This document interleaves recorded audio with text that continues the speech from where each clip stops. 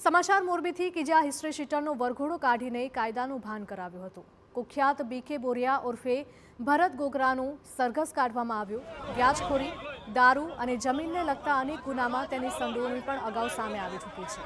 Shanala road પર ચુસ્ત બંદોબસ્ત વચ્ચે આરોપીનું સરઘસ કાઢ્યું હતું। કુખ્યાત આરોપી સામે હજુ અનેક ગુના દાખલ થવાની પણ શક્યતા છે।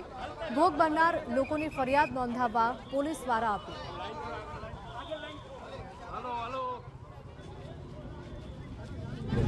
મોરબીનો કુખ્યાત હિસ્ટ્રી શીટર ભરત કાળુ બોગરાનું આજે પોલીસ દ્વારા સરઘસ કાઢવામાં આવ્યું છે અને લોકોમાં જે ભયનો માહોલ ફેલાવવામાં આવી રહ્યો છે તે ભય દૂર થાય તે માટે પોલીસ દ્વારા જે બીકે ગોગરા છે તેને જાહેરમાં લાવવામાં આવ્યું છે અને પોલીસ દ્વારા કડક ચેતવણી પણ આપવામાં આવી છે। સાહેબ, આજે જે કુખ્યાત હિસ્ટ્રી શીટર છે તેનું જે લોકોની વચ્ચે લાવવામાં આવ્યું છે અને લોકોમાં તેનો ભય ન રહે તેનો પ્રયાસ કરવામાં આવ્યો છે, શું કહેશો સાહેબ?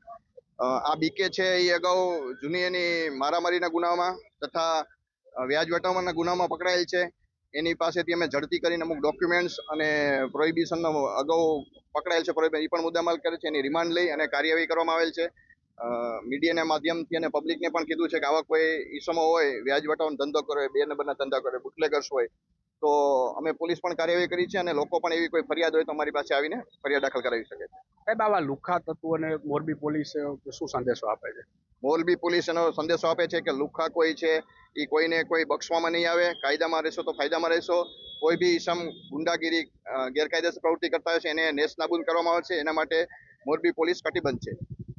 ચોક્કસથી જે ભરત કાળુ બોગરા છે તેના વિરુદ્ધ જે કોઈ પણ તેનાથી પીડિત લોકો હોય, તેનાથી ભોગ બનેલા લોકો હોય, તેઓને ફરિયાદ કરવા માટે આગળ આવવા માટે પણ પોલીસ દ્વારા અપીલ કરવામાં છે અને સાથે સાથે આવા જેટલા પણ અસામાજિક તત્વો હોય કે જે મોરબી શહેરમાં જે ગુંડાકીય પ્રવૃત્તિ કરતા હોય, લોકોને ભયભીત કરતા હોય, તેવા તમામ લોકોને પણ સ્પષ્ટ ચેતવણી આપવામાં આવી છે।